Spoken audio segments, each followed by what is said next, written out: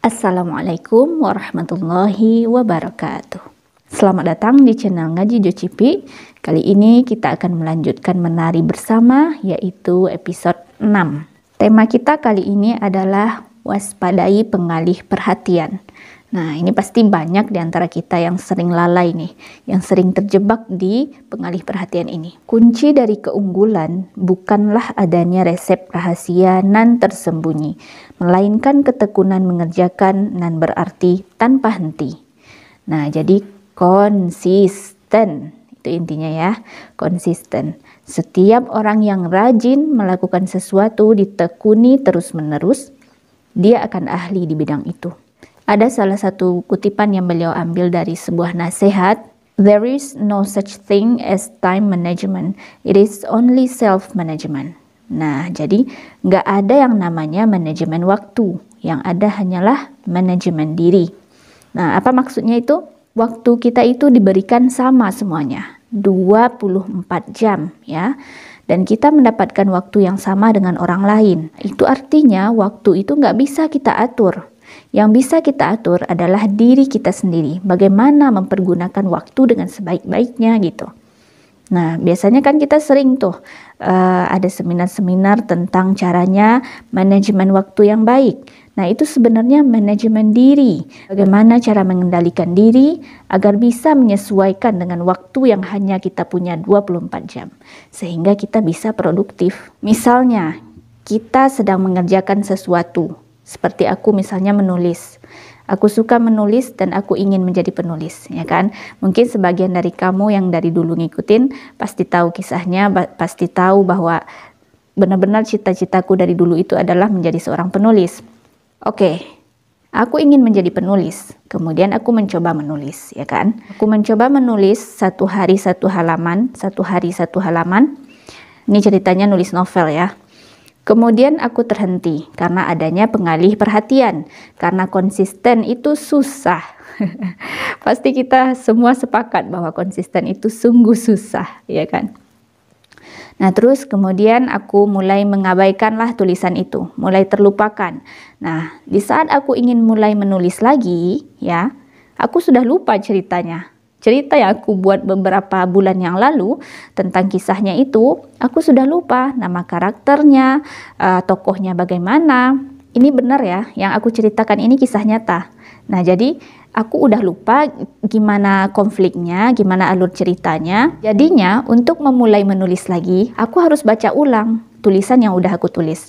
Jadi aku harus rekap ulang, rangkum ulang. Karakter yang ini adalah protagonisnya, karakter ini antagonisnya, ciri-cirinya adalah, kisah masa lalunya adalah, nama orang tuanya adalah. Jadi aku catat lagi, ya kan?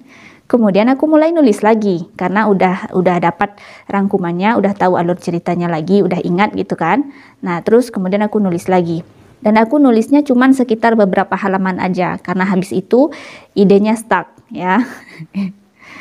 Idenya stuck. Nah, terus aku berhenti lagi kan. Nah, gitu aja terus sampai akhirnya sekarang novel itu nggak jadi-jadi. Nah, bisa bayangin nggak? Sekarang pun aku udah lupa nih. Kalau aku lihat lagi di laptop mungkin aku harus ngulang lagi, ngerangkum lagi dari awal. Nah, jadi penulis juga menceritakan hal yang sama. Ketika kita melakukan suatu aktivitas ya, dan kita tidak konsisten, kemudian kita meninggalkannya karena ada beberapa pengalih perhatian, misalnya scroll TikTok, scroll Instagram, lihat YouTube, atau sekedar main-main aja, nongkrong, pokoknya melakukan hal-hal di luar dari yang harusnya kita tekuni ini gitu. Nah, kata penulis, energi untuk kita bisa kembali lagi itu lebih besar. Jadi kita butuh energi yang lebih besar dari sekedar melanjutkan yang udah kita mulai kemarin. Misalnya kalau kita konsisten, berarti kan kemarin aku nulis, hari ini nulis lagi. Aku masih ingat dong ceritanya yang kemarin, masih fresh kan. Besok nulis lagi. Nah, otomatis yang cerita hari ini aku masih ingat. Nah, jadi energi yang kita butuhkan untuk menulis satu per halaman itu sedikit gitu. Dibanding aku ya please. Dibanding aku tinggalkan cerita itu selama 1 bulan 2 bulan, terus aku mulai nulis lagi di bulan berikutnya. Nah, aku butuh energi lebih besar karena aku harus merangkumnya lagi, mengetahui lagi alur ceritanya dengan membaca dari awal sampai akhir. Ya kan, jadi butuh energi yang lebih capek gitu. Setelah aku baca sampai selesai itu, untuk melanjutkannya udah capek gitu. Untuk lebih mudahnya, beliau menganalogikan seperti misalnya setrikaan. Setrika itu kalau kita selesai setrika misalnya, terus kita matikan, ya kan, kita hidupkan lagi nanti misalnya sore. Nah, itu butuh daya yang lebih besar daripada setrikanya kita biarin hidup dari pagi, tapi kita kecilin. Kita kecilin aja sampai habis, sampai 0. Nah, itu untuk memulainya lagi nanti sore, cukup diperbesar aja gitu. Jadi itu sedikit memakan energi daripada kita matikan, terus kita colok lagi, itu lebih banyak menghabiskan energi. Jadi intinya konsisten itu walaupun sedikit ya, jauh lebih baik daripada sekali setahun tapi banyak gitu.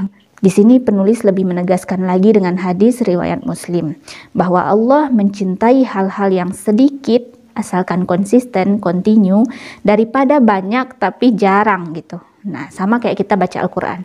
Misalnya baca Quran hari ini 1 ayat aja, besok juga. Tiap hari kita baca 1 ayat. Itu lebih Allah sukai daripada 1 hari kita baca 1 juz, habis itu bulan depan 1 juz lagi. Allah lebih suka kita sedikit-sedikit tapi continue daripada banyak tapi jarang.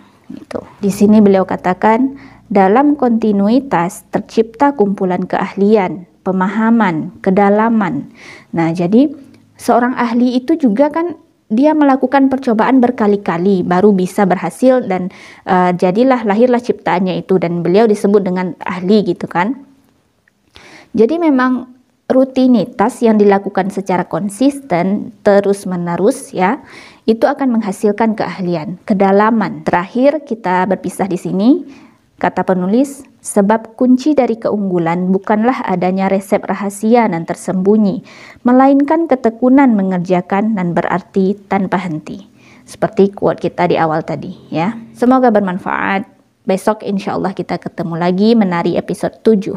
Assalamualaikum warahmatullahi wabarakatuh.